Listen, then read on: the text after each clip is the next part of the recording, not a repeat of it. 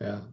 So she eventually gets into she breaks out. What was her big break in becoming an That's a opera great star? question, Phil. That's just a great question.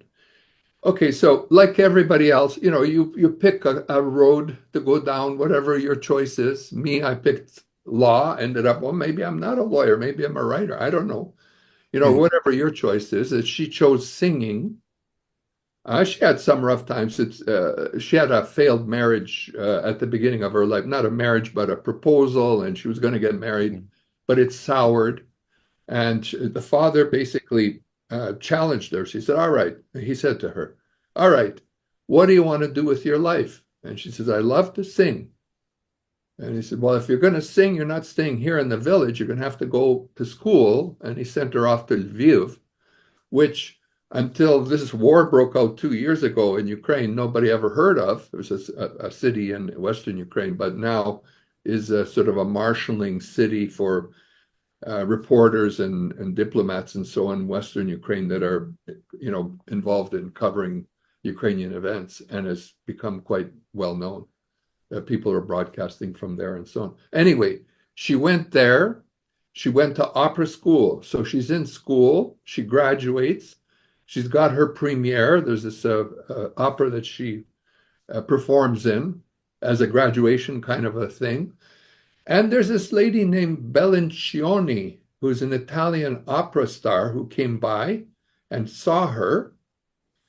And she met up with her and she said, listen, you got a nice voice, but you need training and you're not going to get it here. You're going to have to go to Italy, which is true because opera was in Italy, not in, Western Ukraine. Right. But this, the family was not exactly rolling in the wealth to send one of 8 children to opera school in Italy.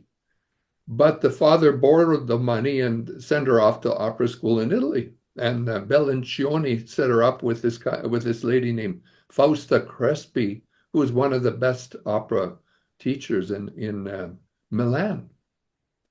So she's in Milan. Now, we're just skipping over a lot of history, but basically what's happening is as she's learning opera, they're running out of money, and the father can only carry this show so far. And Crespi notices, she observes and sees, well, and she says to Solomea, she says, listen, why don't you go and audition to some of the theatrical groups that are collecting singers for operas in and around Milan?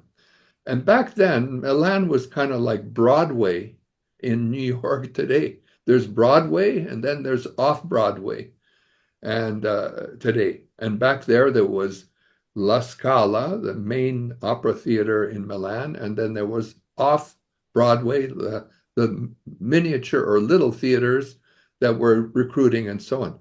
And one such theater from Cremona was going to stage one of the operas that had been written by this guy, Puccini, Giacomo Puccini.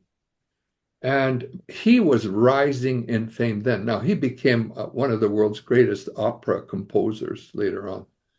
But back then, this is now in the late 1800s, he's just rising to fame, and he's got this opera, Manum Lescaut, that he wants to perform in Cremona, and he's looking for singers, and she auditions, and in the course of auditioning and preparing, one day while she's, performing, auditioning, this lanky, tall, skinnier kind of a guy with the bulging eyes shows up at the theater and's watching her perform.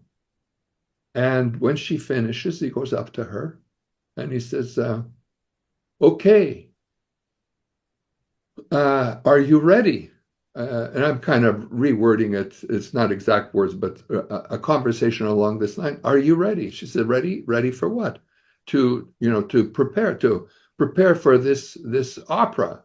And she says, well, I am preparing. I'm studying it now. He said, no, no, really prepare. What do you mean really prepare? He says, well, I have a teacher for you. I want you to study under this conductor who is one of, now he didn't say this, but it was one of the greatest conductors around at the time. He says, I want you to study with him. And she says, well, okay, yeah, sure. And that's how she got, that was her big break. She didn't know that was Puccini. That was the first time they met. And it became a That was huge her big break. relation. They became Yeah. lifelong friends after that, right? And in fact, Yes, they did. uh, Mhm. we'll probably get to it in a minute. He sort of, you might She say saves that she Madame helped save Butterfly. his career at one point almost. Yeah. Yeah. Now they became great friends. They performed the Manon Lescaut and other theaters. She started picking up roles, and that helped pay for her education. And she started rising in fame.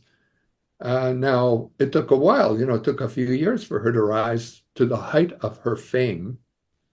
And she performed in operas, not just in Milan, but all over, Europe, basically.